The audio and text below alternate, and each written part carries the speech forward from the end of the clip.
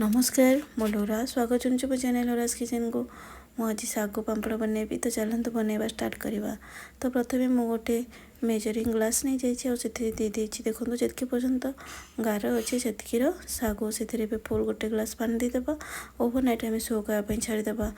Overnight शोकवाई छाड़े ना तो 5 ରୁ 6 घंटा निहाती भिजेबे। सागु एवं देखो बहुत भल भिजी जाए। सबको आम ब्लेंडिंग जार देदेबा और पूरा चिकन करके बाटी नेबा। देखो जिते आम ब्लेंडिंग जार देवा से आम जितकी सागु नहीं से पानी आड करिकी चिकन गिरी आम बाटी नेबा।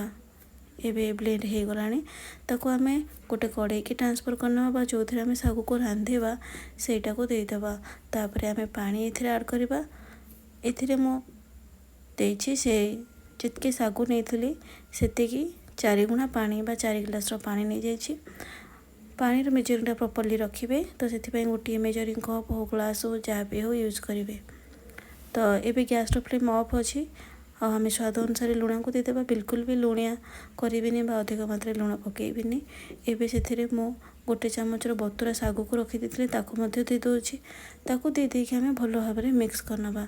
भल भाव जो मिक्स कर सारिबा तापर एबे आम फुटेबा छाड़ीदेवा। गोटे फुटण आसला पर्यंत हाई फ्लेम रे फुटेबा। तापर आम पूरा पूरी 15 मिनट जाके ताको लो फ्लेम रे ही रांधिबा। भल भाव जदि आप सागु टी रांधि थे ताले पांपटा बिल्कुल भी फाटबनी। तो कंटिन्यूअसली गोलौथिबे मध्य।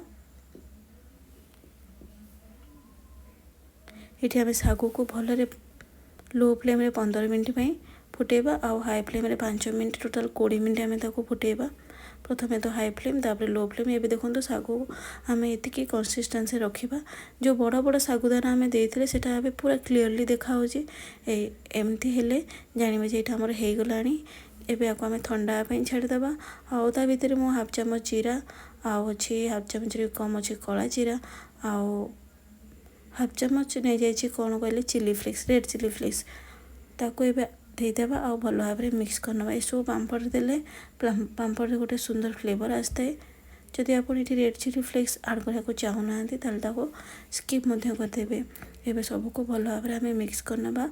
आ देखो तार कंसिस्टेंसी मुझे आउ थे देखी।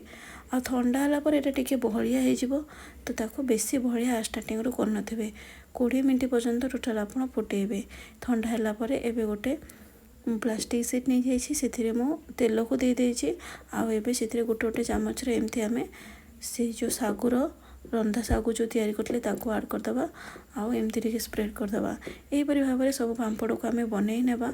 आउ ताको गोटे खरा सुखेबा। बेसी दरकार नहीं। जदि खरा मनकर आप राति कर फैन तले रखिदेवे आ सकाळू 5 ରୁ 6 घंटा खरार देदेले भी किसी असुविधा हेनी। ये देखूँ 3-4 घंटा पर मुझे नेउटे दूसरी केते भल भाव यहाँ सुखी जाइए। या बनैबा देखो केते सहज।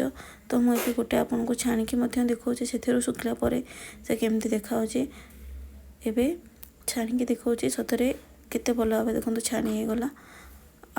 एमती ही आम ये पांपड़टा को बनैबा। जदि आपको वीडियो भल लगे मो चैनल को प्लीज सब्सक्राइब करने। आ मात्र 10 टंकार सागुरे आमको पाखापाखि 40 ରୁ 50 पांपड़ मिल जाव। तो आप ये पांपड़टी बनातु केमिति लगुच मत कमेंट करके निश्चय जनातु। अच्छा मो चैनल को प्लीज सब्सक्राइब करने पे। रोची नमस्कार।